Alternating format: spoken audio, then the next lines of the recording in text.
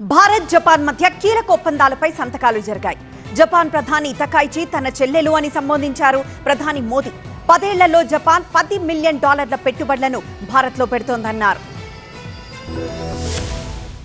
Japan ప్రధాని Takaichi భారత పర్యటనలో రెండు దేశాల మధ్య కీలక ఒప్పందాలపై సంతకాలు జరిగాయి. తకైచి తన సోదరి అని సంబోధించారు ప్రధాని మోదీ. ఆమె నాయకత్వంలో జపాన్ అన్ని రంగాల్లో దూసుకెళ్తోందన్నారు. 10 ఏళ్లలో భారత్ లో జపాన్ $10 మిలియన్ పెట్టుబడులు వస్తాయన్నారు ప్రధాని మోదీ. భారత్ జపాన్ మైత్రి బంధం ప్రపంచ శాంతికి దోహదం చేస్తుందన్నారు. డిఫెన్స్, తీర ప్రాంత భద్రత, ఏఐ టెక్నాలజీ, ఫార్మా రంగాల్లో ఇరు దేశాల మధ్య ఒప్పందం కుదిరినట్టు వెల్లడించారు. ఇంధన భద్రత, ఎల్ఎన్జీ సరఫరాపై కూడా సంతకాలు జరిగాయి. సెమీ కండక్టర్ల రంగంలో భారత్ జపాన్ సహకరించుకుంటారు మోదీ తెలిపారు. సమావేశంలో జపాన్ ప్రధాని తకైచిని తన చెల్లెలితో పోల్చారు మోదీ. జపాన్ చరిత్రలోనే తొలి మహిళా ప్రధానమంత్రిగా తకైచి సరికొత్త రికార్డు సృష్టించారు. ఈ సమిట్ కేవలం మాటలకే పరిమితం కాకుండా అత్యంత ప్రతిష్టాత్మకమైన ఒప్పందాలకు వేదికగా నిలిచింది. డిఫెన్స్ కో డెవలప్మెంట్ ఒప్పందం ప్రకారం ఇరు దేశాల మధ్య ఇప్పటి వరకు కేవలం సైనిక విన్యాసాలు, రక్షణ సామాగ్రి కొనుగోలుకే పరిమితం కాగా అత్యాధునిక రక్షణ సాంకేతికతను కలిసి తయారు చేసుకునే ఒప్పందం రక్షణ రంగంలో మైలురాయిగా నిలిచిపోనుంది.